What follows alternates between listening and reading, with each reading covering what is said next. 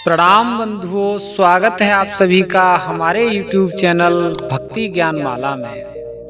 प्यारे साथियों, आज बहुत ही सुंदर और आध्यात्मिक ज्ञानवर्धक वीडियो आपके बीच आई है। इस वीडियो का शीर्षक है क्या है मुक्ति, क्या है मोक्ष। आज की इस पावन वीडियो में हम मुक्ति और मोक्ष के बारे में चर्चा करेंगे। आप सभी से निवेदन, वीडियो को लाइक करें, कमेंट करें और अच्छा लगे तो शेयर भी अवश्य कर दें। साथियों, मुक्ति और मोक्ष दोनों को ही देने वाले परम ब्रह्म परमात्मा हैं, जो इस संसार के स्वामी हैं, जो निशरीर इस ब्रह्मांड में, इस प्रकृति के कण कण में समाये हुए हैं। निराकार परम ब्रह्म परमात्मा जो कभी जन्म नहीं लेता। ब्रह्मा विष्णु महेश, उनके इस ब्रह्मांड के 3 सुपर पावर स्टेज हैं। कोई भी प्राणी इनसे अछूता नहीं रहा और सृष्टि के आधार माने गए हैं त्रिदेव शक्तियां, भगवान विष्णु, भगवान ब्रह्मा और भगवान शंकर। एक सृष्टि को रचने वाले हैं, दूसरे उसका पालन करने वाले हैं, तो तीसरे उसका विध्वंस अर्थात नष्ट करने वाले हैं, दंड देने वाले हैं। प्यारे बंधुओं, मुक्ति का मतलब जन्म लेकर व्यक्ति इस दुनिया में आता है और अच्छे और बुरे कर्म करने के लिए वह आजाद है, लेकिन परिणाम लेने का स्वयं उसको अधिकार नहीं है।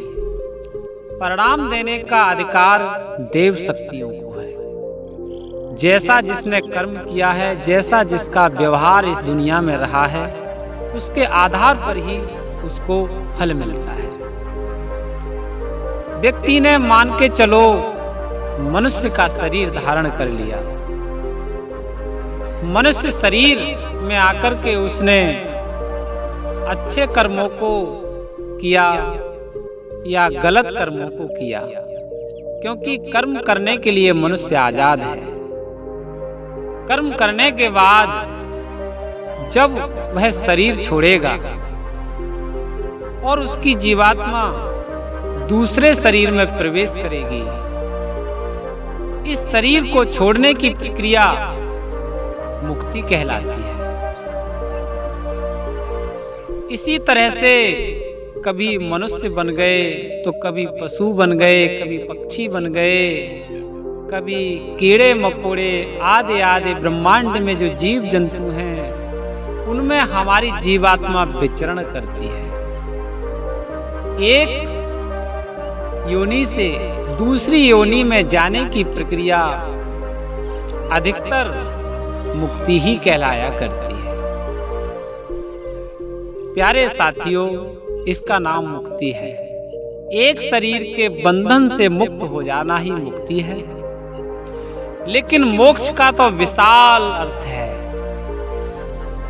कौन नहीं चाहता कि हे परमात्मा, आप मुझे अपने चरणों में स्थान दें। हे जगत के स्वामी, ये जन्म और मरण का जो बंधन है, मोह माया की जो दुनिया है, इसमें मनुष्य आकर के ये मेरा है, इसको मैंने अर्जित किया है, मेरे बच्चे हैं, मेरा धन, मेरा वैभव, मेरा सुख, मेरा घर, मेरा वातावरण, ये सारे जब संबंध एक दूसरे से जुड़ जाते हैं तो उस मनुष्य का ब्रह्मांड के स्वामी से ध्यान हट जाता है।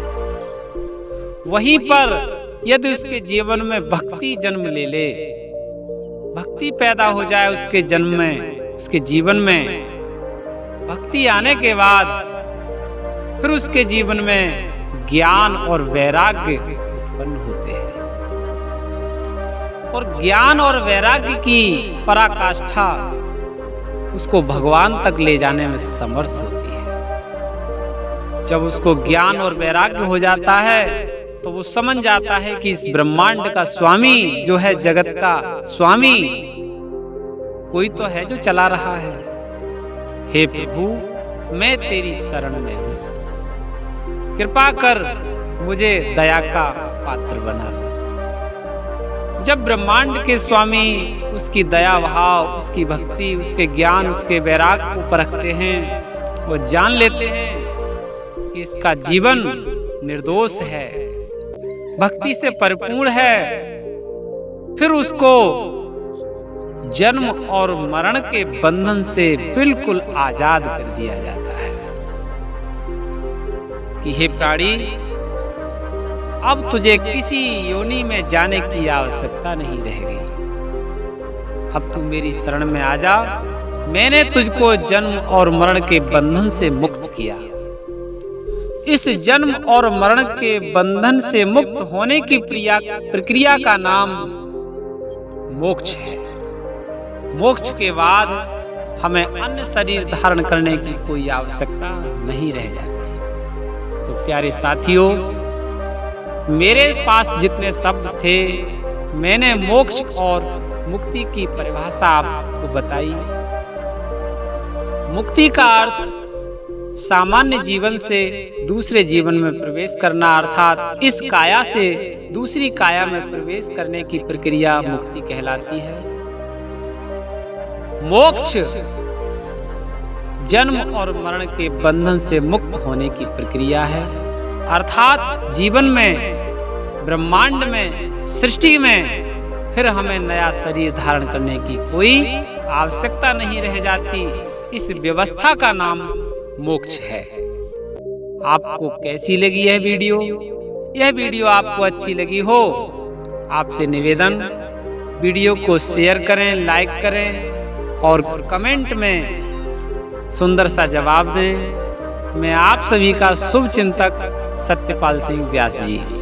प्रणाम बंधु।